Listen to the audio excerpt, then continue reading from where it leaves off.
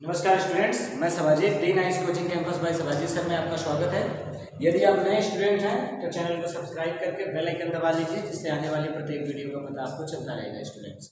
ठीक है, और सबसे पहले मैं बताना चाहूँगा कि हमारा अध्याय एक जो रसायन विज्ञान का पहला लेसन है उसके बारे में हम लोग प्रक्रियाओं को आगे बढ़ा रहे हैं। कल वाले में मैंने बताया था कि रासायनिक समीकरण किसे कहते हैं। क्या बताया स्टूडेंट्स? रासायनिक समीकरण किसे कहते हैं, इसके बारे में बताया कि रासायनिक समीकरण जो होगा वो क्या होगा, रासायनिक अभिक्रिया में प्रयोग करने वाले तत्व होंगे, उनके संकेत अथवा सूत्रों का प्रयोग करके हम रासायनिक समीकरण देते हैं।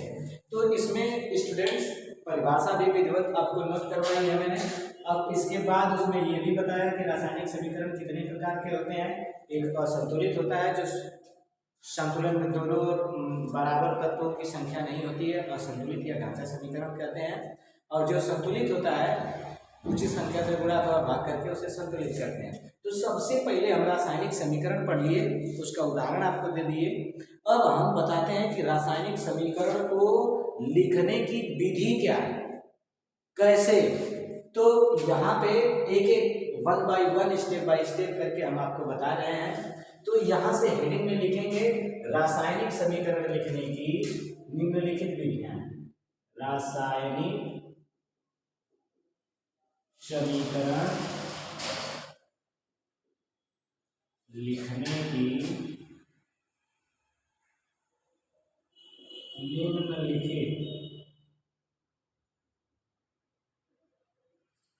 निम्नलिखित है स्टूडेंट्स, अगर न शो कर रहा हो तो लिखिएगा निम्नलिखित विधियां हैं।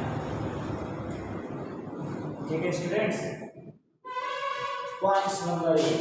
सबसे पहले पॉइंट्स नंबर 1 में क्या करेंगे, देखिए स्टूडेंट्स, पॉइंट्स नंबर 1 में लिखेंगे कि रासायनिक अभिक्रिया में भाग लेने वाले, ठीक है, जो तत्व अभी रिएक्शन एक देंगे आपको दिखाएंगे, लेकिन लिखते हैं पहली पॉइंट्स। रासायनिक अभिक्रिया में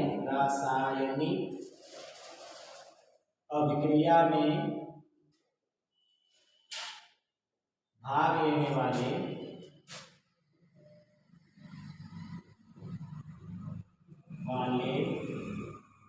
पदार्थों के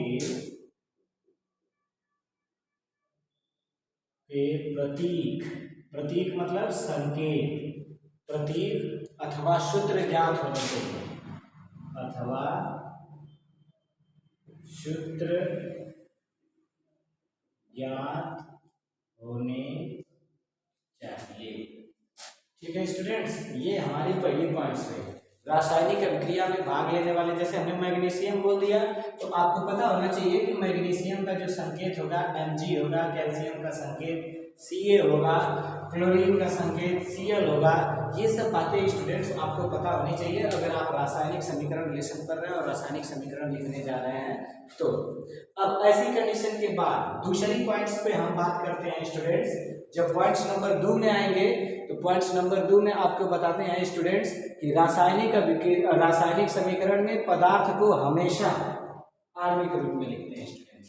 ठीक है, क्या बताया मैंने पॉइंट्स नंबर 2 में? रासायनिक,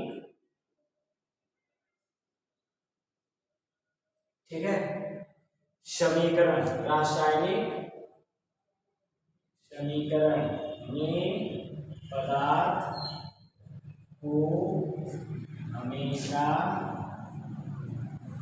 आणविक रूप में लिखना चाहिए। आणविक मतलब अणु के रूप में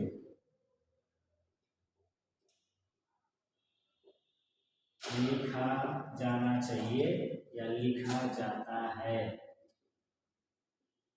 ठीक है स्टूडेंट्स, मतलब इसे अणु के रूप में। फॉर एग्जांपल आपको उदाहरण चाहिए तो अगर द्विक परमाणु गैसें हैं तो उन्हें सदैव जैसे हाइड्रोजन गैस H2, ठीक है, या लिख देते हैं सूत्र सहित हाइड्रोजन।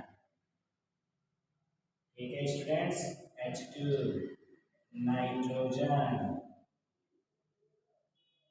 ठीक है स्टूडेंट्स, N2, ठीक है, क्लोरीन,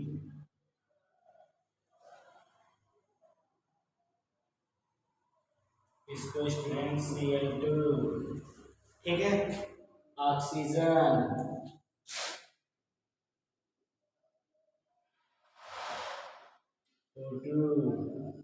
ऐसे लिखना चाहिए स्टूडेंट्स। अगर द्वित परमाणु गैसें हैं, जिन गैसों के दो दो परमाणु होते हैं, तो उनको अणु के रूप में इस प्रकार से लिखें, ठीक है, आणविक रूप में मतलब।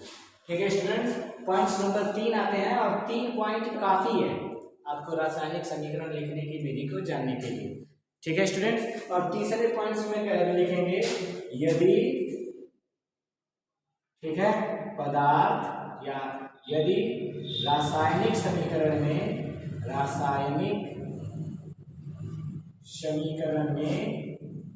पदार्थ एक परमाणु के रूप में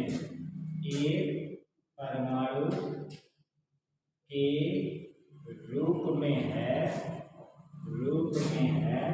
तो तुम्हें उनके प्रतीकों द्वारा, प्रतीकों मतलब संकेतों, तो उन्हें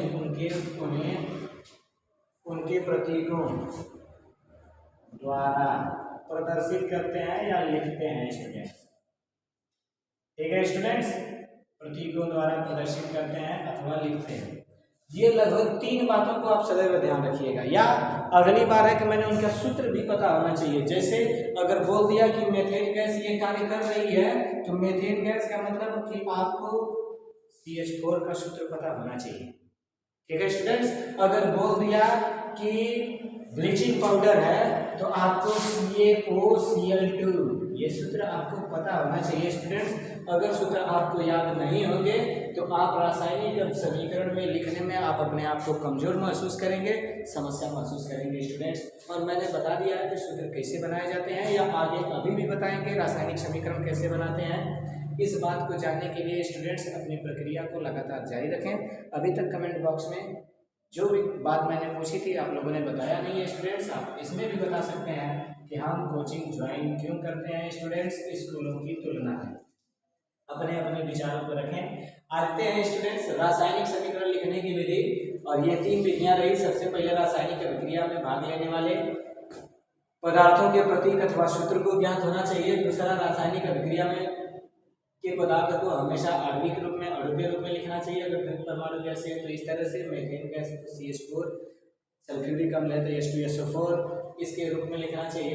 रासायनिक समीकरण में भाग लेने वाले पदार्थ एक परमाणु के रूप में है तो उनके संकेतों से भी काम चल जाएगा स्टूडेंट्स। ठीक है, अब इसके बाद अगली प्रक्रिया आती है कि हम क्या करते हैं। पहले इसको शॉर्ट स्क्रीन मार लीजिए स्टूडेंट्स, फिर उसके बाद हम बात करते हैं। उम्मीद करते हैं कि आप शॉर्ट स्क्रीन मार लिए होंगे। ठीक है स्टूडेंट्स, तो हमने आपको बताया कि रासायनिक समीकरण जो होगा, ठीक है स्टूडेंट्स, तो उसमें बताया कि ये जो रासायनिक समीकरण होता है 2 प्रकार का, एक मूल समीकरण या जिसको बोलते हैं ढांचा समीकरण, ठीक है, और दूसरा मैंने बताया क्या, मूल समीकरण या ढांचा समीकरण, और दूसरा मैंने बताया स्टूडेंट्स आपको एक संतुलित समीकरण। ठीक है, मूल या ढांचा समीकरण में स्टूडेंट्स आपको बताते हैं, हेडिंग ही बनाते हैं, मूल समीकरण या ढांचा समीकरण को लिखने की विधि। मूल समीकरण या ढांचा समीकरण को लिखने की विधि। ठीक है स्टूडेंट्स, मूल समीकरण या ढांचा समीकरण को लिखने की विधि। ठीक है स्टूडेंट्स, तो ढांचा समीकरण यानी पहले तो मूल होगा या ढांचा होगा, ही बाद में उसे संतुलित करेंगे स्टूडेंट्स। तो ये लिखने की विधि रहा, इसमें आप प्रक्रियाओं को आगे जोड़ सकते हैं कि मूल या ढांचा समीकरण को लिखने की लिखित विधि है स्टूडेंट्स। तब उसमें आ जाएंगे पॉइंट्स नंबर 1। पॉइंट्स नंबर 1 में सबसे पहले रासायनिक अभिक्रिया में भाग लेने वाले अभिकारक और उत्पादों को प्रदर्शित करने के लिए हम तीर चिन्ह का प्रयोग करते हैं। क्या करते हैं? तीर चिन्ह का। तो लिखेंगे रासायनिक समीकरण में भाग लेने वाले पदार्थों, रासायनिक समीकरण में भाग लेने वाले पदार्थों या भाग लेने वाले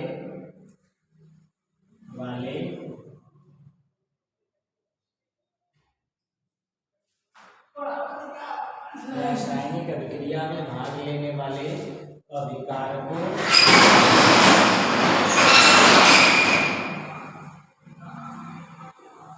या उत्पादों, अभिकारकों या उत्पादों, ठीक है, के मध्य तीर चिन्ह का प्रयोग करते हैं।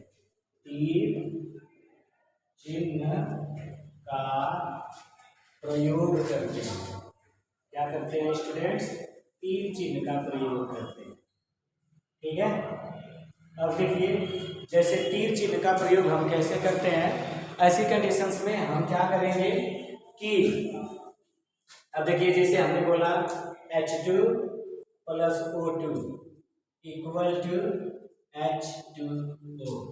देखिए स्टूडेंट्स, ये बना कैसे, इसको भी बात देखिए। ये रहे रासायनिक अभिक्रिया में भाग लेने वाले पदार्थ, इसको बोलते हैं अभिकारक।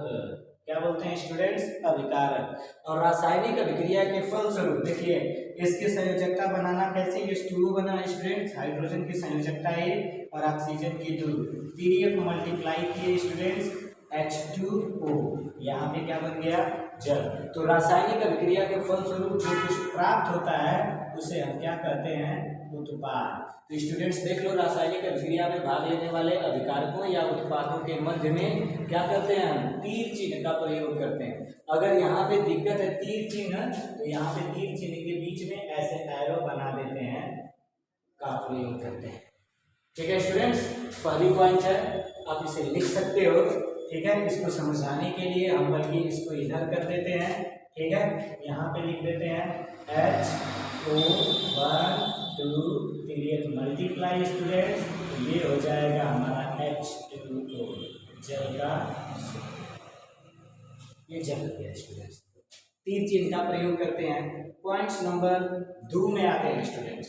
तो पॉइंट्स नंबर 2 में इसको लिखने के लिए हम क्या करेंगे कि सदैव ध्यान रखेंगे स्टूडेंट्स, अभिकारकों को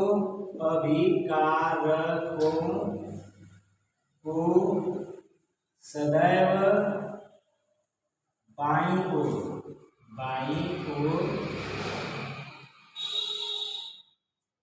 तथा उत्पादों को सदैव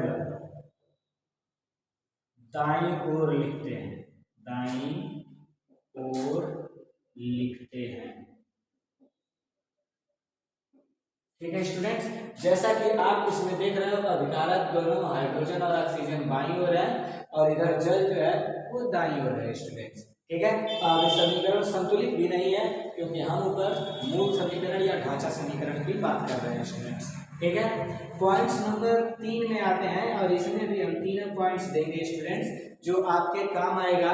तीसरे पॉइंट्स में स्टूडेंट्स बात करते हैं कि ये जब तक उत्क्रमणीय अनुत्क्रमणीय अभिक्रिया है तो तीर चिन्ह का प्रयोग करेंगे, ठीक है। यदि रासायनिक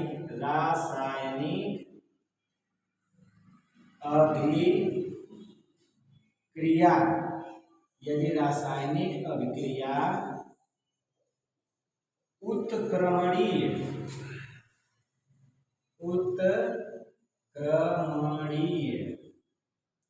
है तो ये देखिए, ये तो इस तीर चिन्ह का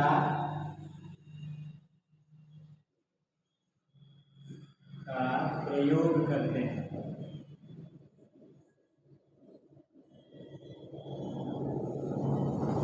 तीर चिन्ह का प्रयोग करते हैं, ठीक है। फिर उसके बाद, ठीक है, इतनी बातें जानेंगे, ये मूल समीकरण हो जाएगा स्टूडेंट्स, ठीक है। फिर उसके बाद हम यहीं पे आपको बता दे रहे हैं समीकरण को। देखिए स्टूडेंट्स, यहाँ से अलग से ही हेडिंग लिख लेंगे, समीकरण को संतुलित करने की विधि, समीकरण को संतुलित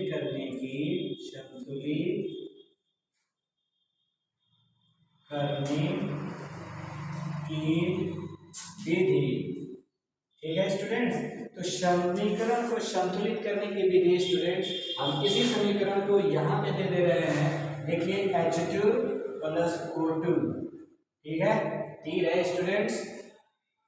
तीर के लिए हम क्या करेंगे ये ध्यान रहे, और हम आपको बताएंगे उत्क्रमणीय अनुत्क्रमणीय विक्रिया क्या होती है, पढ़ाएंगे तो विक्रिया में बताएंगे स्टूडेंट्स, बस तीर चिन्ह का प्रयोग कर लेना।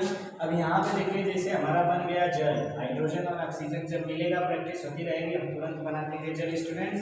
अब इधर आ दो हाइड्रोजन, लेकिन इधर एक हाइड्रोजन, इधर 2 हाइड्रोजन, तो हम खाली उचित संख्या से गुणा अथवा भाग करते हैं, जिसमें 99% केसेस में हम स्टूडेंट्स क्या करेंगे गुणा।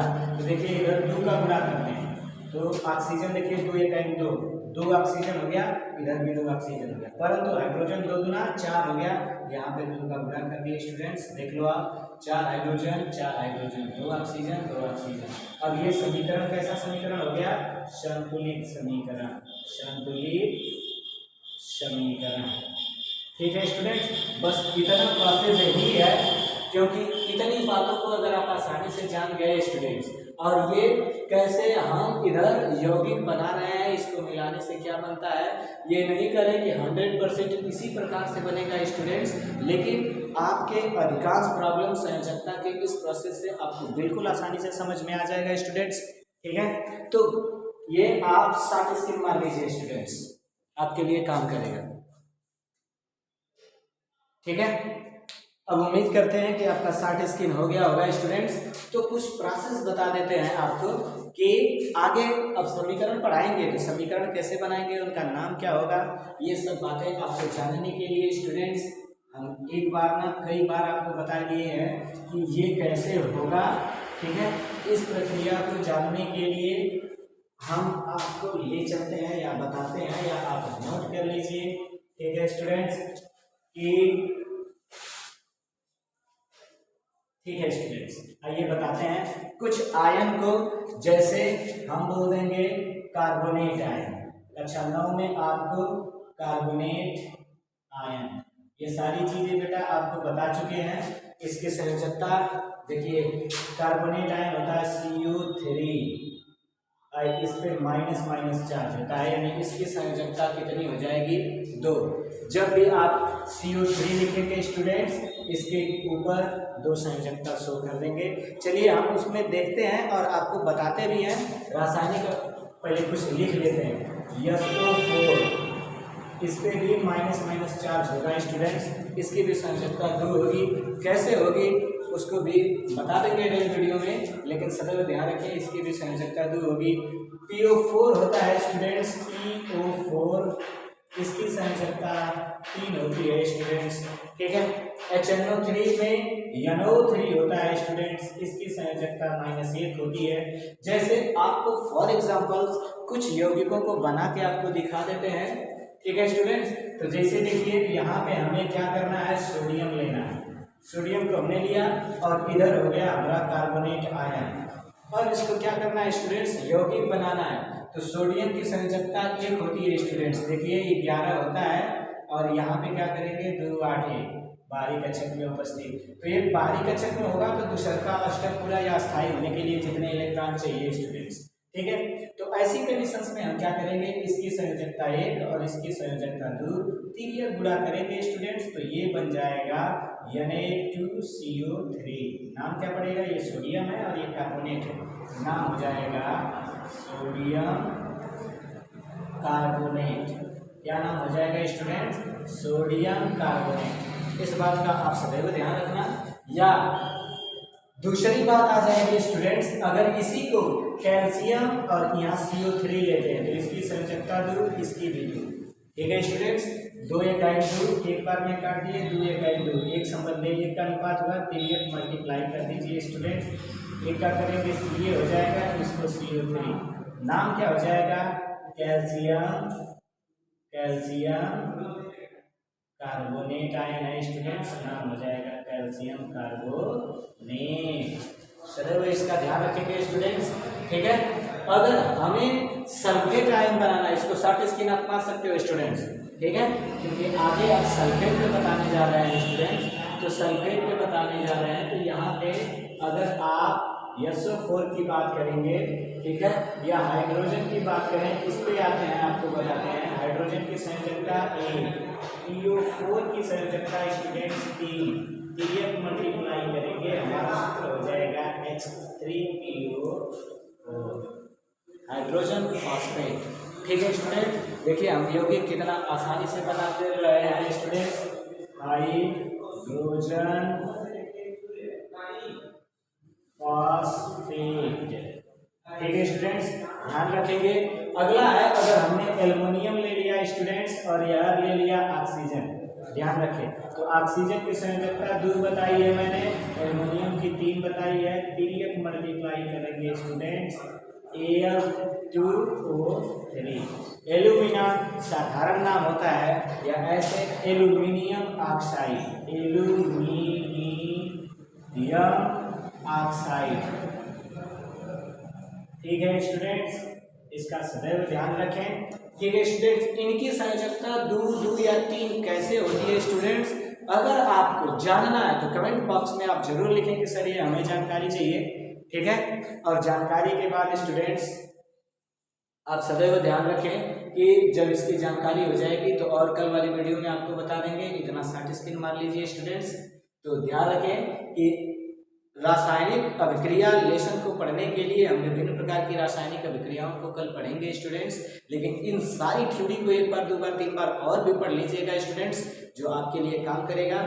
ठीक है, तो अगली वीडियो में मैं आपसे मिलता हूँ, तब तक के लिए स्टूडेंट्स धन्यवाद। बेस्ट ऑफ लक स्टूडेंट्स, अच्छे से लगे रहिए।